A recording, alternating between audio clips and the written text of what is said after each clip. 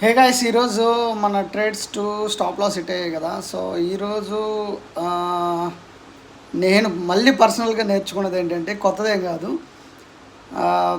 Patience లేకుండా ఇమీడియట్గా entry అయిపోవడం. సో అక్కడ ఏదో న్యూస్ ఉంది, కంప్లీట్ ప్రైజ్ యాక్షన్ అంటే నా స్ట్రాటజీ ప్రకారం నాకు 2 టైమ్స్ అంటే డబుల్ కన్ఫర్మేషన్ వచ్చింది.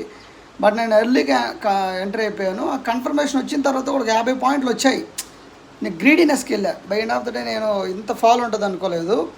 సో మెయిన్ 2 పాయింట్స్ మీరు గుర్తుపెట్టుకోవాలి. ఈవెన్ నేను కూడా నెక్స్ట్ ట్రేడ్లో కంటిన్యూ కాకూడదు. ఇది ఒకటి గ్రీడీనెస్ అండ్ ఇంకొకటి పేషెన్స్గా వెయిట్ చేయడం.